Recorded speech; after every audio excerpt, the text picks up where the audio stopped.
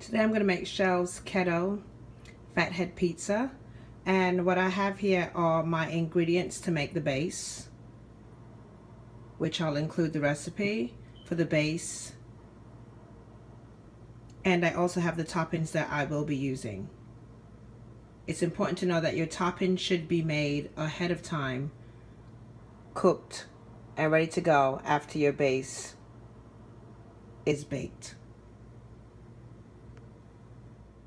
So as much as you want to have your ingredients in place, and you want to make sure that you have them all ahead of time, you want to make sure that you have all your supplies ahead of time as well. So I've got my bowl here, I've got my cookie sheet, definitely the parchment paper, I've got my wooden spoon, I've got the fork that's going to have to poke holes into the base, I've got my measuring cups, and I've also got my measuring spoon. So I pretty much think I've got everything that the ingredients are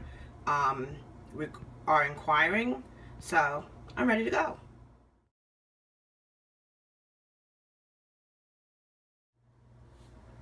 So it's time to begin, and let's start with the base. So it kind of gives you the recommendation from the recipe of what base that you should use. It was shown that mozzarella was the best, and I saw some Parmesan / grated in there. So since you need about 1 3/4 cups, I decided to go with a cup of mozzarella. I've got some grated cheese here and the shavings of some fresh Parmesan. Of course, it says grated as well. So I also did that as well. I guess you can incorporate whatever you'd like for your taste for the base.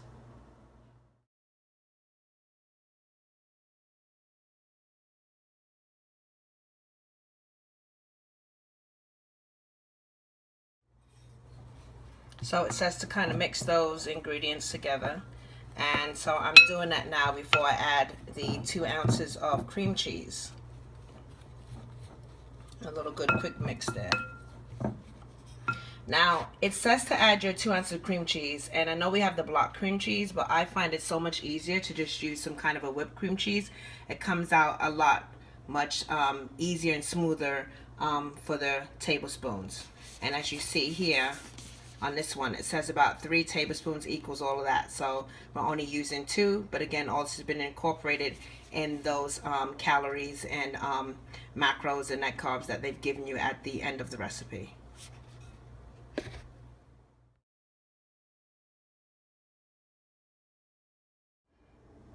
Okay, time to add that microwave piece, as you have here. Want you to place in the microwave for a minute.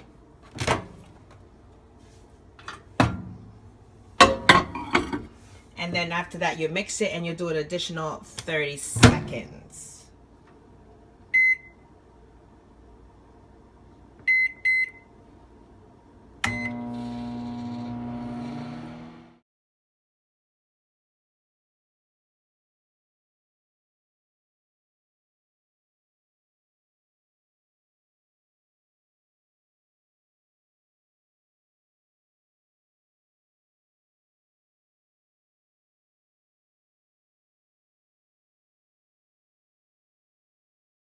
So this was on the minute, and now I'm going to put it back in the microwave for the 30 seconds as it recommended.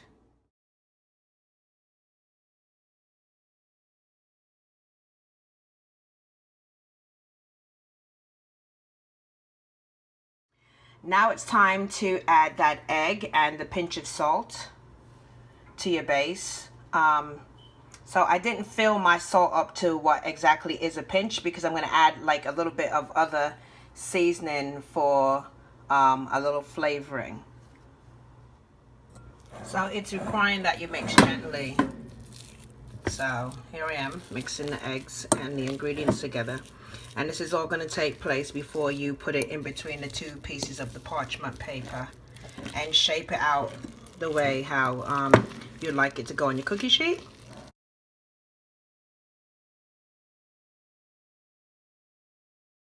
I wanted to have that little bit of Italian feel to it, so I actually have a Italian seasoning. I put a little bit of that on there, and I put black pepper as well, because I just want my base to have nice flavoring to it, but not too much, just a little bit. So I decided to do mine a little bit differently, as I'm going to be doing different toppings.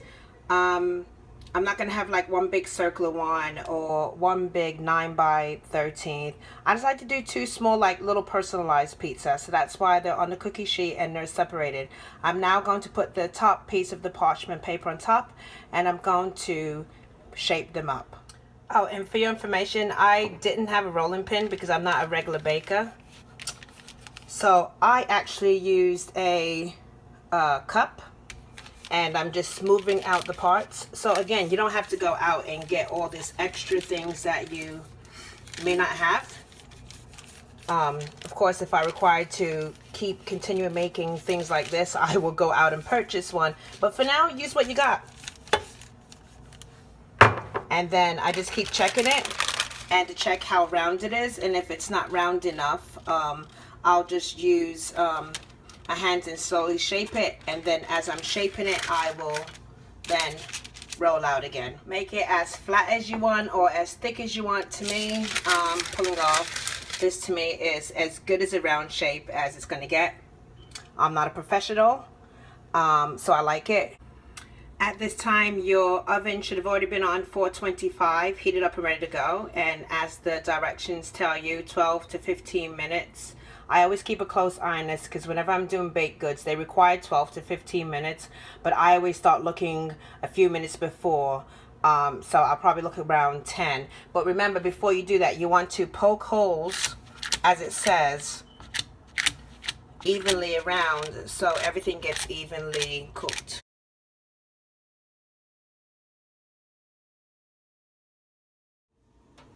Now, don't forget to put that timer on. Of course, I'm going to go with 12 because I like to always do the lower number.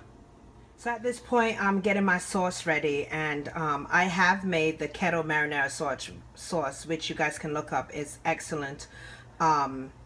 And I made that for other things, but today, and I'm going this route because not everybody wants to make the sauce all the time, which is very simple.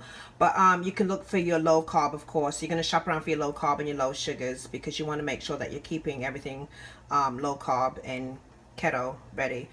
And this was the low carb, low sugar sauce that I did find. I did shop around quite a while, but it says for a half a cup, and it's on there.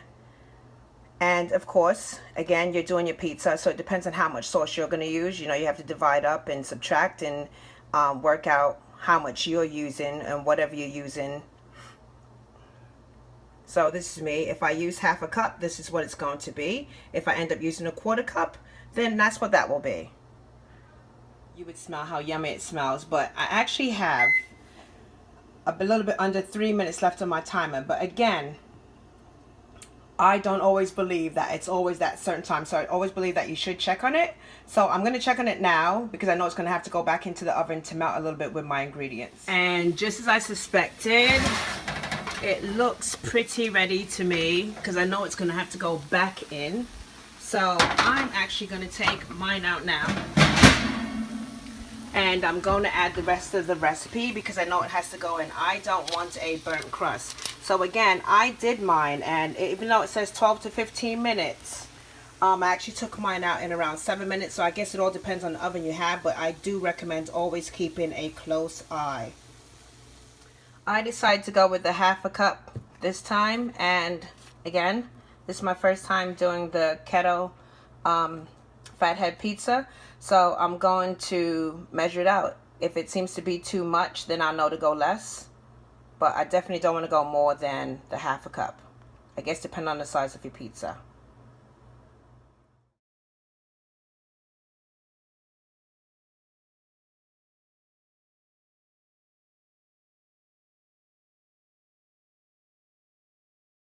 Now, because the pizzas are made into smaller pieces, it's kind of hard to do the serving that each package said to do.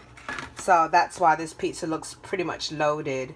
It's the 6 pepperonis that equal to that amount, and the salamis that it says. But again, you can half it and do it however you'd like it to go. So in the oven it goes for 5 minutes, but again, I always look to see if it could be done in 3 minutes or whatever. I just keep a close eye on the oven.